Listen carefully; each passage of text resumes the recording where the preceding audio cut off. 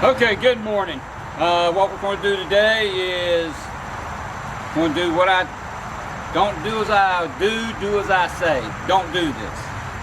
I'm going to flip it up on the side so I can work on the battery cage welding.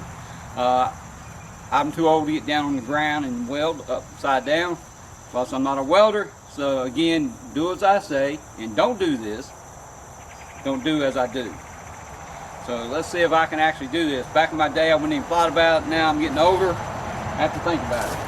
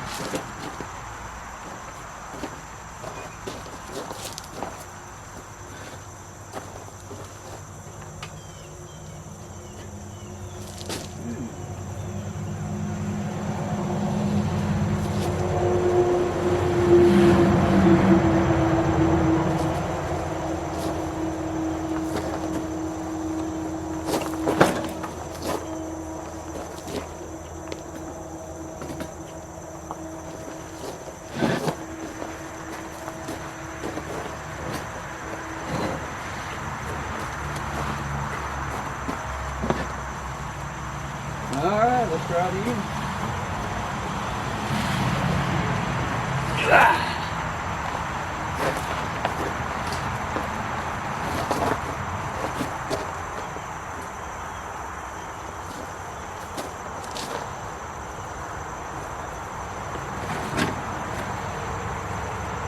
Okay.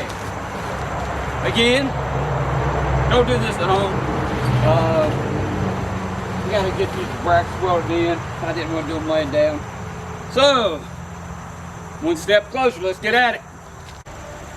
Okay, let's take a look at this frame a little bit closer. And actually, I hadn't looked at it either. This is my first time. The frame itself looks pretty dang good.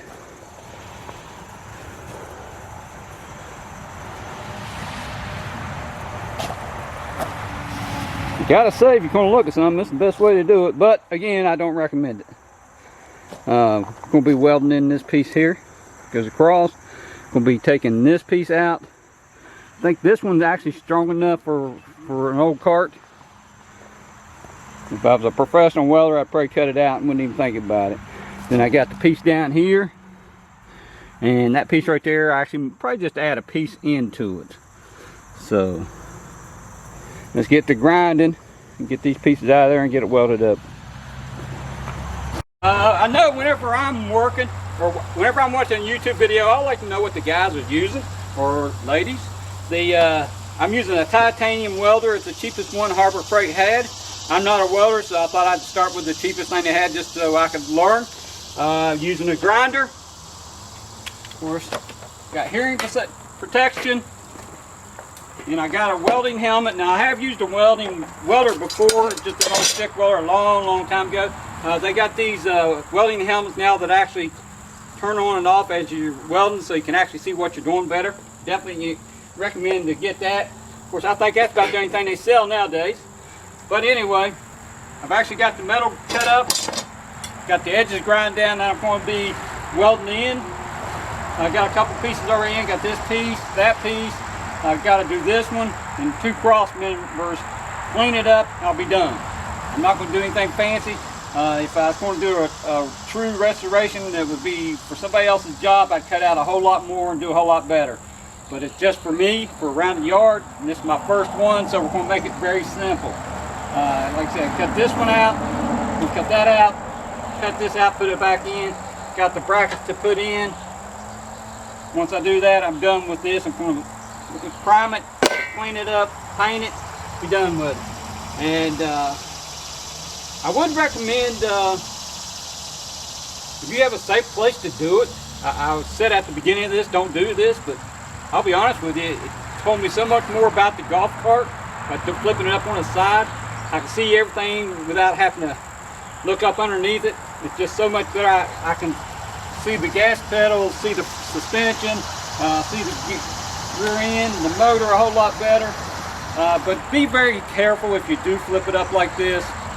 Get help. Don't be stupid like I was and do it by yourself. And then tie it up so it won't flip back. Of course, it's pretty stable, so just be careful. Don't do what, like I said, do as I say, not as I do. And I'm saying don't do it. But let's get back to work.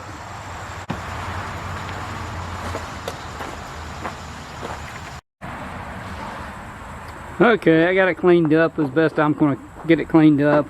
Got it painted up underneath, and I'm going to do some more welding on the top side, and then paint it on the top side trays also to keep them from rusting as much. And that's what we're going to do today. Okay, I'm going to pull this thing back down and get to work.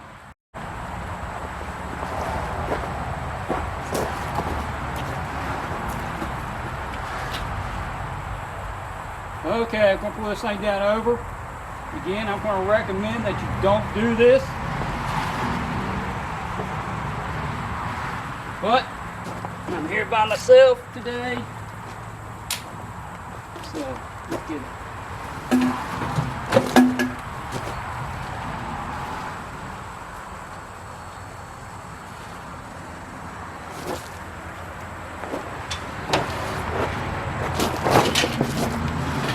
Okay, that's that. Alright, let's get the welding up to the top here. Pretty good.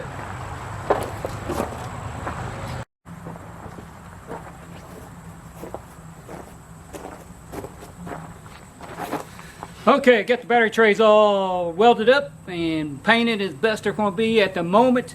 Now I'm going to put the battery, when got the batteries, I'm going to wire it up and see if everything runs before I do anything else to it. If I find out that it does run, everything's good, I'll probably do a little bit more of the battery tray a little bit better. Once I got into it, there was a little bit more rust than I had planned. I hadn't planned for it, so I may go back and fix it. I don't know yet. Again, this is just for around the property here, so it's not like it's going anywhere. So now we're going to go ahead and set the batteries in, wire it up, and see if this thing will run. Okay, I got Duracell golf cart batteries. They're the Pro Series. The only reason I got them because that's all I had. Okay, so the way this thing is wired is we actually go from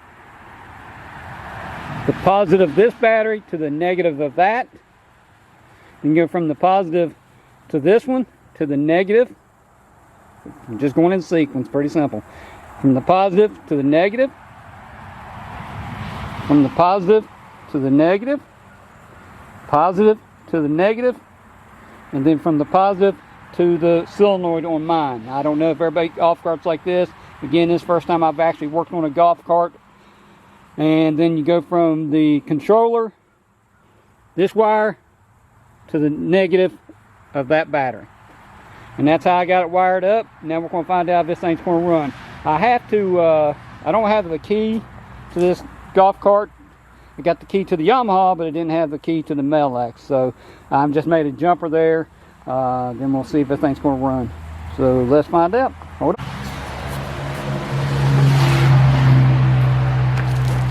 Even if it moves, I'm not going to take it very far. I'm not going to do very much. Just for a simple fact is, the right front tire does not hold air. I put enough air in it that if it's going to work, it'll move. I'm going to go get the old seat so I'll have something to set on.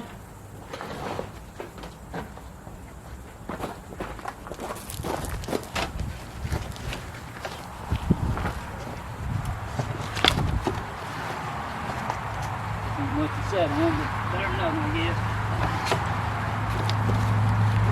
I'll put another board on there if I can find one.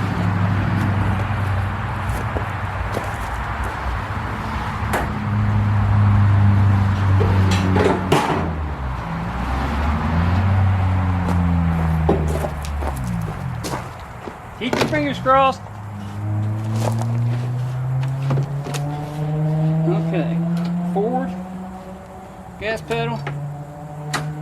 No.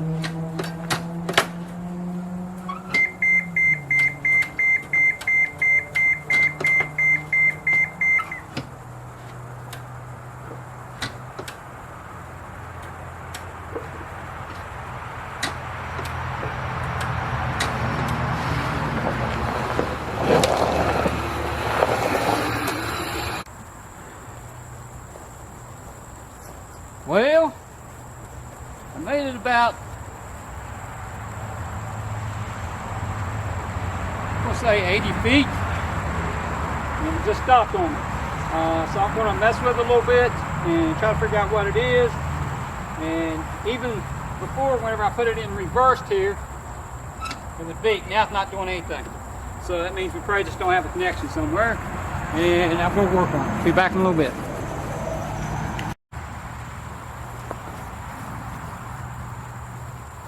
Okay, looks like a pretty simple one. The first wire I crimped. I used the wrong gauge, but I thought it might hold, but it didn't.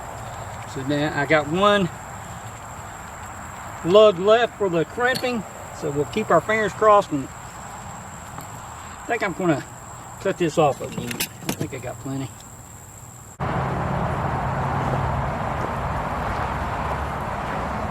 Okay, I haven't tried this thing. Let's find out.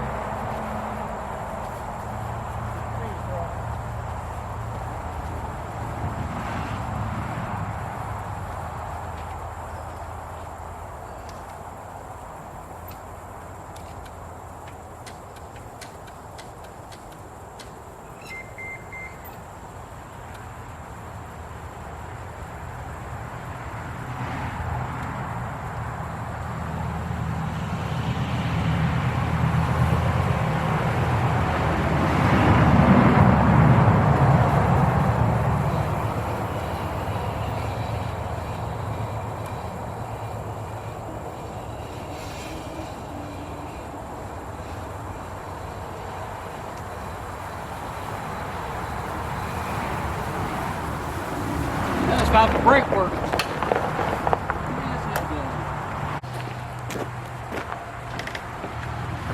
Okay, that's going to do it for today. Let's see, what did we get done today? We flipped the golf cart on its side, we cut out the metal, we welded it back in, cleaned it up a little bit, painted it, put the batteries in, crimped some wires, and put them in series, worked them up. Didn't have a key, so we had to make a jumper for the ignition. It works, so now I'm going to put a little bit of money into it. Not a whole lot, because like I said, this one's just for the yard. I'm going to either make this one into I'm going to call it a showpiece, but I doubt it because there's so much that needs done. I may buy another one. But what we're going to do with this one, put some new tires on it, paint it, may do a lift, haven't decided yet. Of course the seats need to be replaced, and that's about it. So I'm happy. We got this thing at least running, so if nothing else I can put the bed on this thing, fix the seat, and ride it around and get yard work done. But so that's it for now. I'll talk to you later.